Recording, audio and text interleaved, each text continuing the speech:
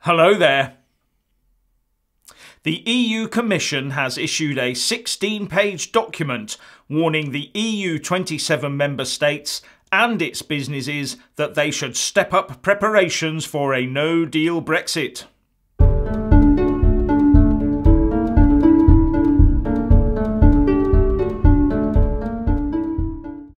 Just as Theresa May tells the UK to gear up preparations for a no-deal Brexit, the EU Commission steps in with the same warning to the remaining EU member states. In sectors ranging from financial services to aviation and pharmaceuticals, governments and companies have been told to prepare for the worst, with barriers to the normal running of affairs expected to be erected, reports The Guardian. Well, if we all get a wriggle on now, like we should have started doing 2 years ago, maybe we can have a mutual no deal ready by March the 29th, 2019. Then, over the ensuing years, we can start talking sensibly and let our trading relationships develop naturally. Now, the EU document goes into detail about border checks and applying tariffs and customs checks, etc. But looking at the reports, it seems like this is the first real steps by the EU to look at no-deal contingency planning. And a piece in RTE News last Friday seems to point to this being the case, as its report said, "It is understood the paper was drafted 2 days ago, ahead of the publication of the UK's White Paper on the future relationship yesterday, but after the 3-page Chequers statement on Friday the 6th of July. And it also says that the document was drawn up by a new unit on preparedness set up within the European Commission and which operates parallel to the Article 50 task force under Chief Negotiator Michel Barnier." You have to wonder whether the Eurocrats had put too much faith in our Remain establishment and never really believed that the fateful Brexit day would ever actually come about. And now that a no-deal Brexit is a real possibility, they are nowhere near prepared enough. Or is it just another brick in the fear-mongering wall? What are they going to do with all those German cars queuing up on their side of the channel, waiting to come across and be paid for, I wonder? And I have to smile at the claims that the UK is crashing out of the EU, when in reality it is the richer EU countries, such as Germany, crashing out of the UK internal market.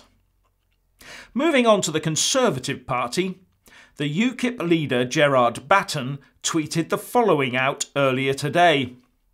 "I have it on good authority from a source inside the Conservative Party that around 7,500 members have resigned in the last 2 months. That's not just failed to renew, it's actively resigned. That's probably well over 10% of their membership." Now, that message will already be indelibly imprinted on Cabinet Ministers' minds, so why they insist on pursuing the Chequers-based deal is beyond me. Now, one tweeter, a Dr. Ryan Waters, has issued an interesting map of the airspace that the UK currently manages. It shows that the UK flight information regions of the London FIR, the Scottish FIR, and the Shannick Oceanic FIR all completely encircle the FIR for the Republic of Ireland. So any claims by the Irish Taoiseach Leo Varadkar that UK aircraft may not be able to fly over the Republic in the event of a hard Brexit, as the Sun reports he has, may be a bit of a foolhardy statement.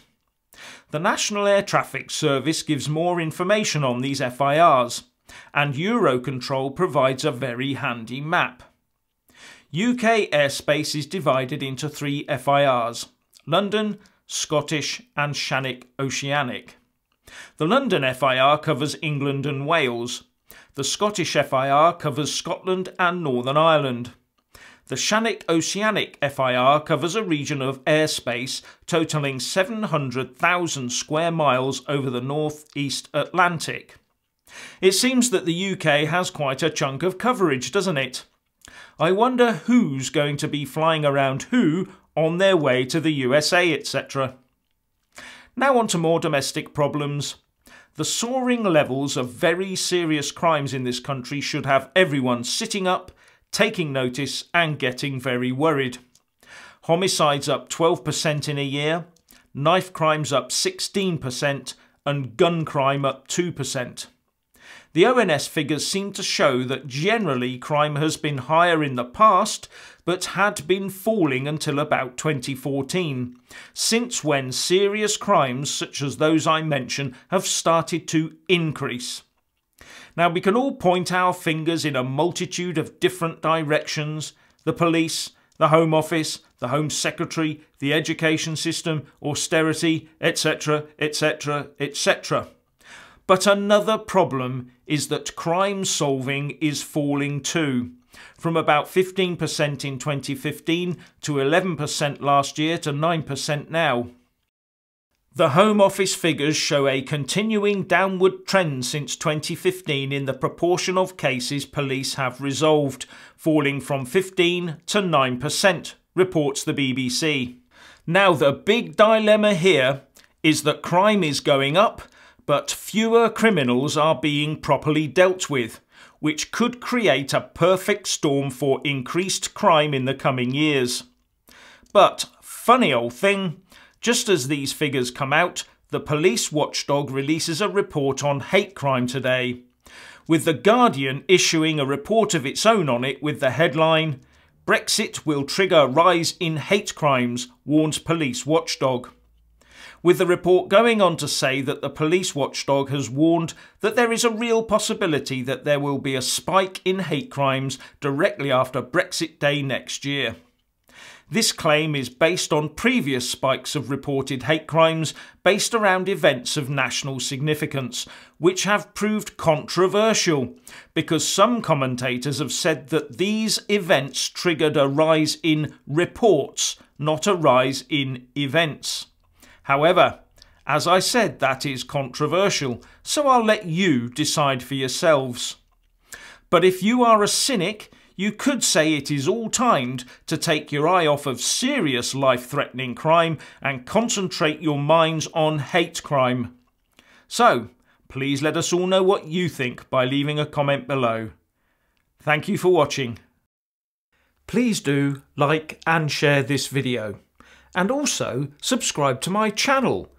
And when subscribing, please do remember to press on the little bell next to the subscribe button.